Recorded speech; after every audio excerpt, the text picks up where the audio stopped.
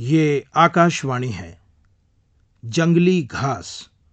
प्रसिद्ध नाटककार रेवती सरन शर्मा के लिखे इस चर्चित नाटक की पहली कड़ी आप कल सुन चुके हैं। आज हम आपको इस नाटक की दूसरी और अंतिम कड़ी सुनवा रहे हैं। अब तक आप सुन चुके हैं कि किस तरह पिता अपनी बेटियों और पत्नी के साथ सहज रूप से पारिवारिक समस्याओं के बीच खुशी तलाशने की कोशिश कर रहा है। अब सुनते हैं आगे। तो आइए चलते हैं वापस इस परिवार की दुनिया में।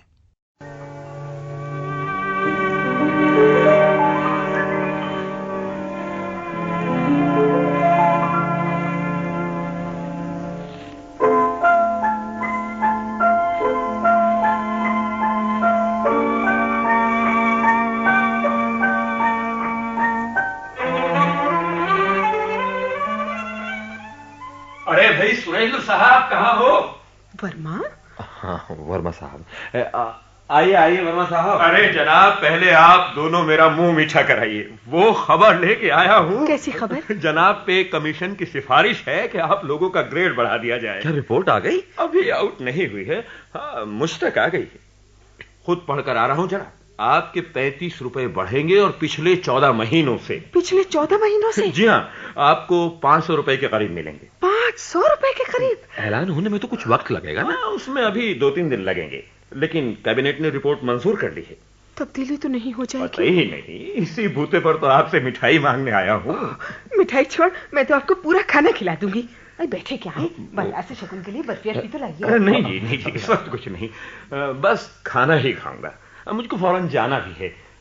भाई मैं तो ये खबर सुनाने आया था, और हाँ ये कहने आया था कि वो कल हमारे यहाँ पुताई होगी, आप लोगों की कुछ मदद हो जाए तो। वाह वाह, ये भी कोई कहने की बात है। हम लोग सब देख लेंगे, आप बेफिक्र रहें।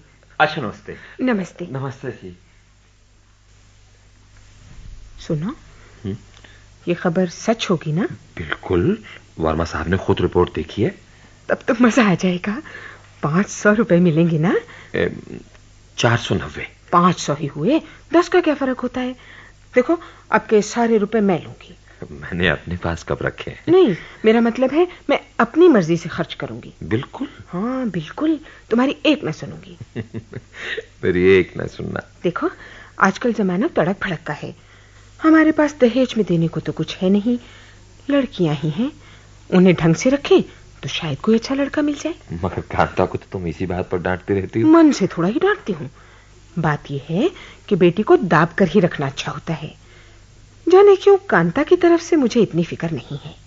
रंग की सांवली है, बहुत अच्छे नक्श नहीं है, पर अपने को फबाई रखती है। मुझे दिलासा सा रहता है कि उसे कोई ना कोई ले जाएगा। फिक्र तो मुझे नीलम की है। हाँ, इतनी खूबसूरत है पर सीधी बहुत है। यही तो मैं इतना कहती हूँ कि अपने को जरा बना संवार के रख। बाहर ले जाती हूँ तो अपनी बनारसी साड़ियां पहनवा के ले जाती हूँ। कपड़ों से लड़कियों का रूप निखर आवे है। ये तो है। अपने आप बेचारी कभी कुछ नहीं मांगती। किसी को कैसा ही पहने देखेगी, कुछ ना कहेगी। पर पिछली बार बिमला की शादी में गई थी ना, वहां उसने लड़कियों को ट्विंकल के कुर्ते पहने देखा था। मांगा नहीं, पर ये कहा, अम्मा ट्विंकल के कुर्ते कैसे अच्छे लगते हैं। तो इसका मन है ट्विंकल के कुर्ते में? हाँ लगता तो है। तो सिलवा देना। महंगा आता है। कोई बात नहीं।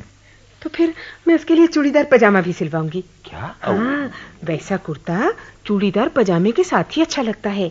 और मेरी नीलम का कद भी तो चूड़ीदार पजामे के लायक है। आपके जिस इंजीनियर लड़के से बातचीत चल रही है, उसे इन्हीं कपड़ों में दिखाऊंगी। पजामा कुर्ते में? हाँ हाँ, तुम्हें नहीं मालूम? आजकल के लड़के ऊंचे बालों और तंग कुर्ते पे लट्टू हुए हैं। चलो ऐसा ही सही, लेकिन कांता को भी सिलवा दोगी? उसको क्यों ना सिलवाऊंगी, वो कोई दूसरी की थोड़े ही है। आज मोहब्बत बहुत उमड़ रही है। मेरी तो सदा उमड़े है, तुमको ही ना दिखती। ये बात है। और क्या, पर पहले मुझे प्रोग्राम बना लेने दो। नीलम और कांता के लिए तो ट्विंकल के कुर्ते और तंग पजामे हो गए। मंजू और बिट्टी को मैं एक एक सिला सिलाया फ्रॉक लेकर दूंगी। उनके पास नए डिजाइन का एक भी नहीं है। 100 रुपए में इनका काम हो जाएगा। 100 रुपए की एक अंगूठी और 100 ही रुपए में चांदी की एक तश्तरी खरीदनी है। ये किस लिए? बेटी पैदा कर ली, पर ये न सोचा दामादों का पहला शगुन करोगे तो उनके लिए अंगूठी और चांदी की तश्तरी चाहिए। हो, तो इन रुपयों में दहेज बनाओगी? और क्या, अब हमारे उड़ाने खाने के दिन थोड़े ही हैं। अब तो बेटियों की फिक्र करो। और बेटियों की माँ की? वो बूढ़ी हो गई। किसके लिए? तुम्हारे लिए। मेरे लिए? अच्छा, तुम्हारे लिए मैं जवान नई नवेली हूँ। नई नवेली की एक बात मानोगे? क्या? पहले मेरी कसम खा के कहो मानोगे। तुम भी कहो, तुम मानोगी? पहले मैंने कहा है, पहले तुम मानो। बाद में तुम मानोगी? तुम आना। अपने लिए एक सूट बनवा लो शांता। और उस रंग का, जिस रंग का शादी में पहन के आए थे। पागल तो नहीं हो गई है? हाँ, मैं पागल हो गई हूँ। तुम्हें इस पगली के लिए सूट बनवाना होगा। मेरे पास 2 सूट हैं जिनके रंग उड़ चुके हैं और जो जगह जगह से रफू हो चुके हैं। अभी काम दे रहे हैं। पहले लड़कियों की सोच। इनकी सोच सोच के तो तुम्हारी ये गत हो गई है। इस बार तुमको सूट बनवाना होगा। नहीं, मैं नहीं बनवाऊंगा। तो किसी का कुछ नहीं बनेगा। डाल दो रुपए बैंक में। डाल दो। तुम तो चाहते ही ये थे क्या कि किसी का कुछ ना बने, सब नंगे फिरे। ओहो, तुमने फिर लड़ने की बात की। मैंने तुमको किसी को कभी टोका है? तो अब क्यों टोकते हो? ये बड़ी खुदगर्जाना अय्याशी और फजूल खर्ची होगी। कभी कभी इंसान को अपने लिए भी जीना चाहिए। ये तुम कह रही हो? हाँ, मैं बहुत गलत बातें कहती हूँ। कभी कभी तो सही कहने दिया करो। बनवाओगे? तू अपने लिए साड़ी लेगी? लिवा दोगे तो ले लूंगी। तो ले आना सूट का कपड़ा। एक शर्त पर। क्या? मेरे लिए साड़ी तुम लाओगे। मेरा टेस्ट बहुत खराब है। खराब था तभी तो नैया पार हो गई, वरना कुंवारी न बैठी रहती। अम्मा, पापा चिट्ठी। क्या शाम की डाक से आई है? हाँ, अभी डाकिया दे गया है। किसकी है? देखता हूँ। किसकी है? क्या लिखा है? देख ले। क्या बात है? बड़ी बहन की लड़की का रिश्ता अचानक तय हो गया है। अगले महीने के आखिर में शादी है। तो भात देना होगा। मैं दूं? हम क्यों दे? तुम्हारे और भाई नहीं है? उन्होंने आज तक कुछ किया है? गरीब भाई की तरह गरीब बहन को भी कभी मुंह लगाया है? लेकिन हम भात कहां से दे सकते हैं? हमारे पास है क्या? ये 500 रुपए। ये 500 रुपए? देखो, इनमें से मैं किसी को भी हाथ न लगाने दूंगी। इनसे मैं अपनी, अपने बच्चों की और अपने घर की गत सुधारूंगी। बरसों बाद घटा फटी है और धूप निकली है। मैं इस धूप को यूं नहीं गवाऊंगी। तो इनकार कर देगी? हाँ, मैं इनकार करूंगी। मैं भात नहीं दूंगी। तू? हाँ, मैं। आज मुझे मत उकसाओ, मत चढ़ाओ। आज तक मैंने सबका किया है, लेकिन इस बार मैं अपनों का करूंगी। मेरे अपनों की भी तो जरूरतें हैं, उनके भी तो चाव हैं। मैं दूसरों पर अपनों को कब तक कुर्बान करती जाऊं? तुम जो चाहो कर सकती हो शांता। क्योंकि तुम जानते हो मैं पिघल जाऊंगी, वक्त पर फिर पागल बन जाऊंगी और लुट जाऊंगी। लेकिन क्या मैं लुटने के लिए ही हूं? क्या मेरे नसीब में मेरे लिए कुछ नहीं है? तेरे नसीब में सपनों का पूरा होना नहीं है शांता। तू सपने मत देखा कर। आज मैंने सपना देखा, बहुत दिनों बाद सपना देखा। इसीलिए तो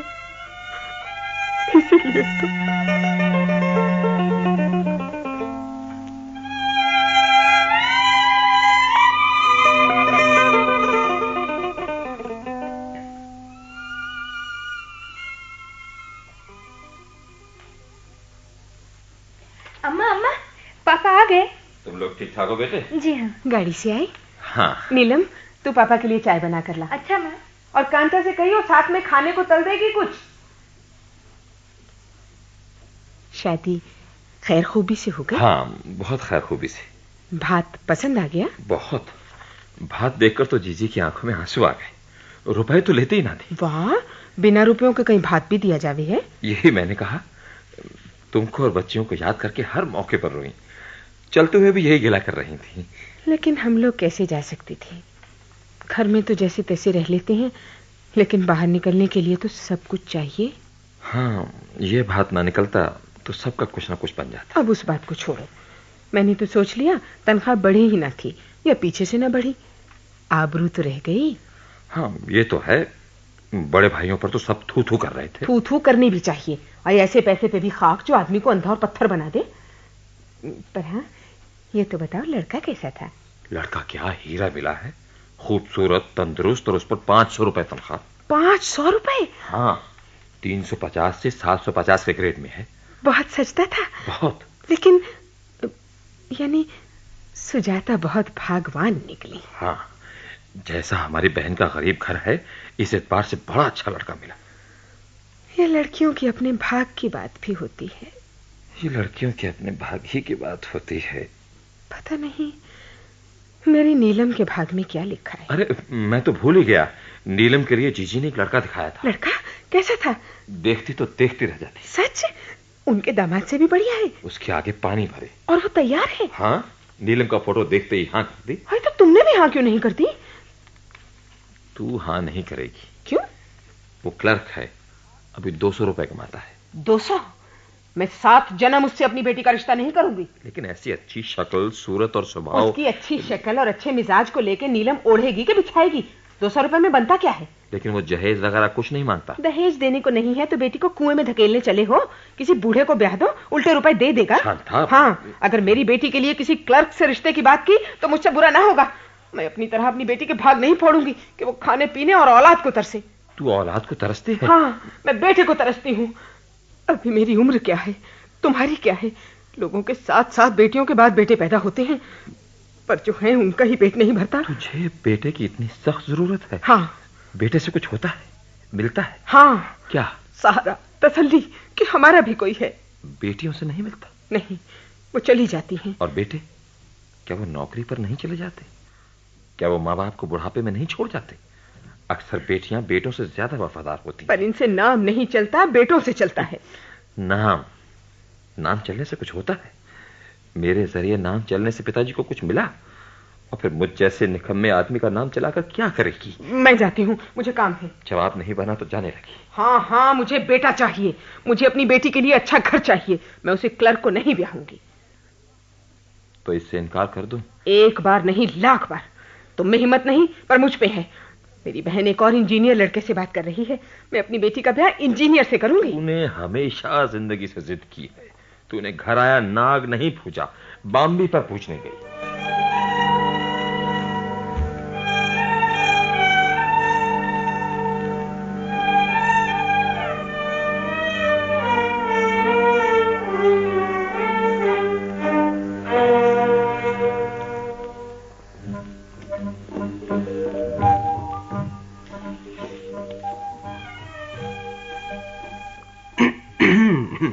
ए जनाब, मैंने कहा इधर भी कोई खड़ा है। तो हम क्या करें? जरा नजर उठाकर नहीं देखना? हमें फुर्सत नहीं है। अच्छा जी, बहुत काम हो रहा है। हाँ, हम बड़े आदमियों के बेटों की तरह निठल्ले नहीं घूमते। तो हम निठल्ले हैं। और क्या, तभी तो हमारे घर के इतने चक्कर काटते हो। ओह, इतना गुरूर हो गया है? बिल्कुल। तो चक्कर काटना बंद कर दूं? बंद कर दो। फिर कुछ ना कहना। नहीं कहूंगी। तो मैं जाता हूँ। जाओ। फिर लौट कर नहीं आऊंगा। मत आना। तुम्हें मेरी याद नहीं आएगी? हाँ, आएगी तो इंतजाम है। क्या? हम अपने आप चले आएंगे जनाब के घर। कांता, तुम क्या समझते हो, तुम ही आ सकते हो, हम नहीं आ सकते? जनाब, जो आप कर सकते हैं वो हम भी कर सकते हैं। मुझे मालूम नहीं था कांता। अब हो गया? हाँ। तो बैठिए। आपको सादा पानी पिलाऊं या कम चीनी वाली चाय? कम चीनी वाली किस लिए? इसलिए कि नपी तुली जो चीनी मिलती है, हम तीनों बहनें चींटियों की तरह उसे आते ही चट कर जाती हैं। सच, तुम बहुत चटोरी हो। मैं तो तुम्हें कभी नमक, कभी खटाई और कभी चीनी फाँकते देखता हूँ। तुम्हें इतनी भूख क्यों लगती है? इसलिए कि मक्खन, अंडे और फल खाने को न मिले तो हाथ साफ करने को अनाज रह जाता है। अम्मा मुझसे बहुत परेशान रहती हैं, कहती हैं तेरा पेट है कि नल। कांता, तुम मेरे साथ नाश्ता और चाय लिया करो। जी, मैं नदीदी नहीं हूँ, अपने बाप की बेटी हूँ। किसी दूसरे की चीज पर नजर नहीं रखती। माँ की नहीं हूँ? बिल्कुल नहीं, मुझे अपनी माँ बिल्कुल अच्छी नहीं लगती। क्यों? हर वक्त कुड़ती रहती हैं। अरे, जो है उसमें मगन रहो। तुम अपनी जिंदगी से बिल्कुल खुश हो? बिल्कुल। पर तुम्हारे पास तो कुछ भी नहीं है कांता। लेकिन हम तो हैं। तुम? और क्या, हम तो हैं। अरे, गले से उतरा सब मिट्टी होता है और एक बार का पहना सब पुराना होता है। खाने पीने और पहनने की चीजों के पीछे हम अपने को छोटा क्यों समझे? बड़ा वो है जो उनको ठुकरा सके जिनके पीछे दुनिया भागती है। यानी तुम दौलत नहीं चाहोगी? मिले तो मिल जाए, ना मिले तो ना मिले। उनके लिए क्यों रोए जो हमारे लिए नहीं रोते? लेकिन दुख नहीं होता? होता है, लेकिन दुख भी ज्यादा से ज्यादा 12 घंटे का होता है। रात आई, आंख लगी, सुबह सब खत्म हुआ। क्या फलसफा बघार रही है आज। नमस्ते चाचा जी। नमस्ते बेटे, अच्छे तो हो? जी, ये क्या कह रही है? मुझे पढ़ा रही है कि जिंदगी में कुछ मिलता है तो ठीक, नहीं मिलता तो ठीक। अपने बाप की तरह बेवकूफ है। इसमें बेवकूफी की क्या बात है? जो नहीं मिलता उसके लिए मर जाए क्या? ये ठीक कहती है चाचा जी। ठीक ही कहते हैं किशोर, जिंदगी काटने का शायद यही एक रास्ता है। मगर ये तो उदासी का फलसफा है। उदासी का नहीं, बेपरवाही का कहो। बेपरवाही? खुशी, गम, अमीरी, गरीबी, इन सब की तरफ से बेपरवाह हो जाओ तो जिंदगी यकीनन आसान हो जाती है। इंसान तकदीर की गिरफ्त और तकलीफ की तेजाबियत से आजाद हो जाता है। लो, मैंने कहा था कि जल्दी से कमरा साफ करके अंदर आना, लेकिन यहाँ बाप लेक्चर दे रहा है, बेटी सुन रही है। तुमको कोई शर्म लिहाज नहीं? किस बात का? किस बात का? ठीक है, जब आंखों पे ठीकरा ही रख लिया तो क्यों ख्याल हो कि कल लड़की को देखने आ रहे हैं। मकान में कुछ नहीं है तो कम से कम झाड़ पूछ के ही उसकी शक्ल निकाली जाए।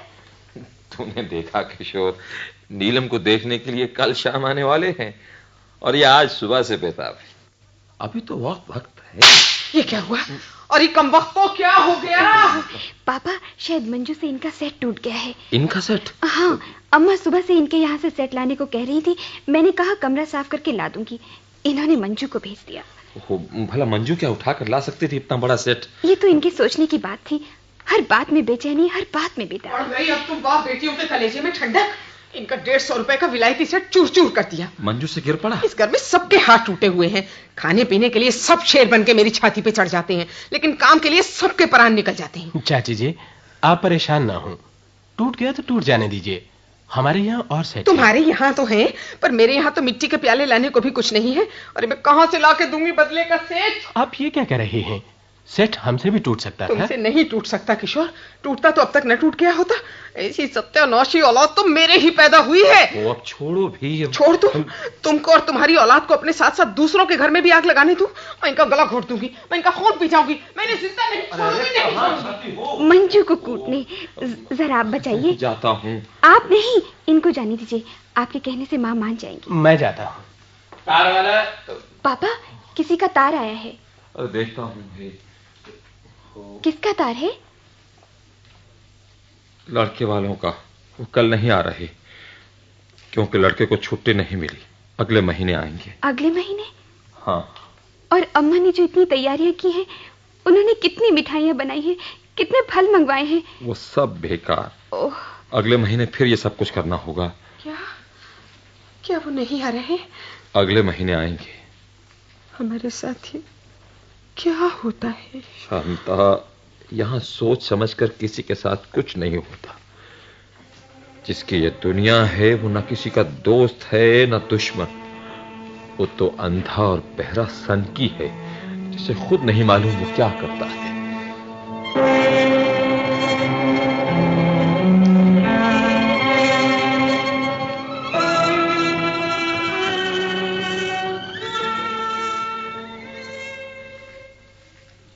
देखिए, इस बात का तो ख्याल कीजिए कि मेरी बेटी कितनी खूबसूरत है।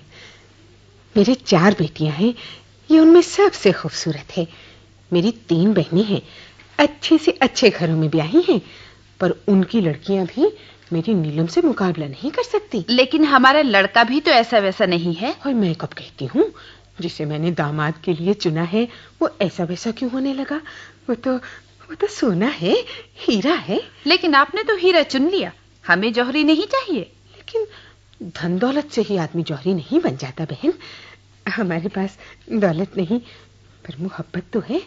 हम उनको पूछेंगे, उनके पैर धो धो कर पिएंगे, उनकी ऐसी कदर करेंगे कि आपको कोई गिला ना होगा। आप अपनी ही कहे जा रही हैं, हमारी एक नहीं सुनती।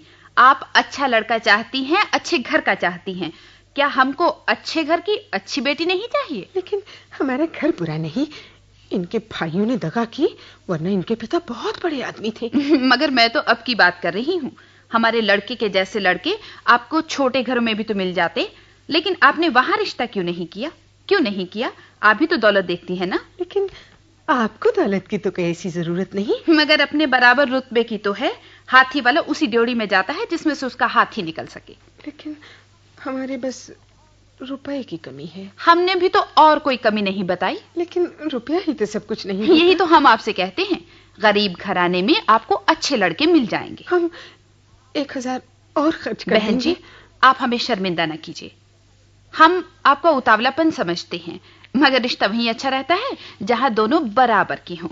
हम में आप में बहुत फर्क है, इसलिए हमें माफी करिए, हम जाते हैं।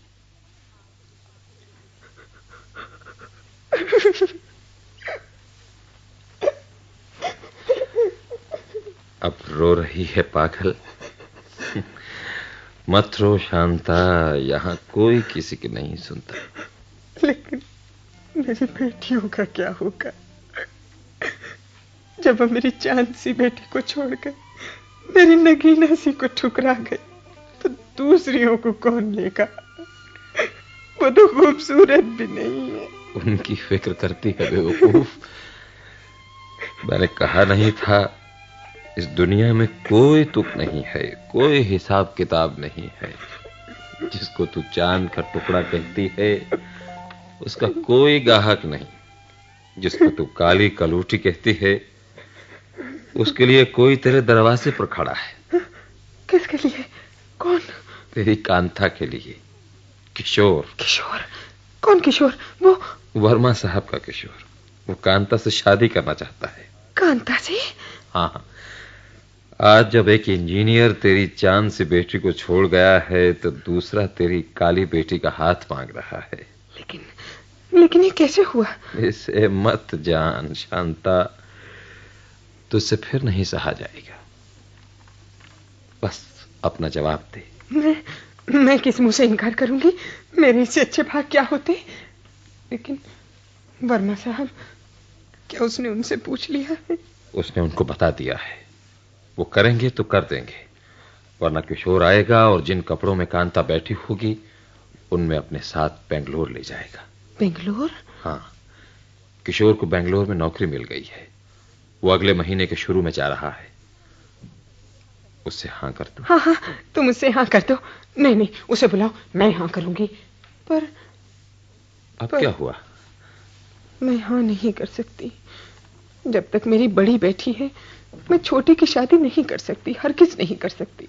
बड़ी को एक ने मांगा था, तूने नहीं दिया, अब छोटी के लिए भी इनकार करेगी? हाँ, मैं अपनी बड़ी की जिंदगी खार नहीं करूंगी। मैंने छोटी की शादी कर दी तो बड़ी को कोई न लेगा। फिर वही बेइत्मीनानी, वही बेभरोसापन। तुझे उम्मीद थी तेरी छोटी के लिए रास्ता निकल आएगा, उसे क्यों रोकती है? लेकिन मेरी बड़ी, उसके लिए भी कोई ना कोई मिल जाएगा। शायद वो लड़का अभी तक कुंवारा हो जिसने खुद रिश्ता मांगा था, लेकिन एक के पीछे दूसरी का रास्ता ना रोक। लेकिन मैं बड़ी को यूं छोड़ना नहीं चाहती। तुम जाकर उस लड़के को दिखाओ। दिखाऊंगा, और वो तैयार हुआ तो पहले बड़ी की कर दूंगा। लेकिन तू इस बात के लिए तैयार हो जा कि तू छोटी की शादी पहले कर देगी, उसके रास्ते में रुकावट नहीं डालेगी। नहीं डालूंगी। लेकिन ये दुनिया कैसी है? इसका इंसाफ कैसा है? ये दुनिया ऐसी ही है और इसका इंसाफ ऐसा ही है। अगर खुश रहना है तो तुझे उसके साथ समझौता करना होगा। वो नहीं करेगी? देखता तो नहीं शांता, पर उसका भी कुछ पता नहीं। मैंने कहा नहीं, ये सनकी की दुनिया है, सनकी का कुछ पता नहीं होता।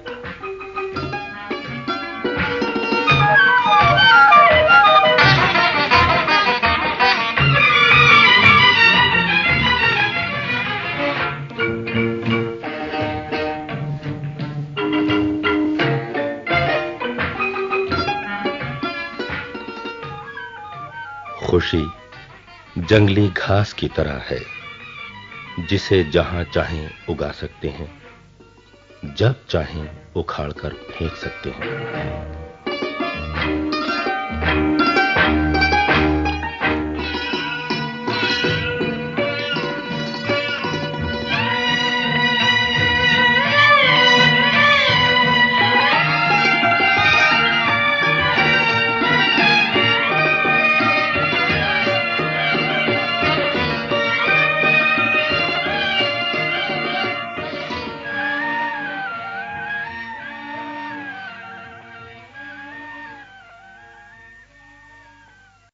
जंगली घास।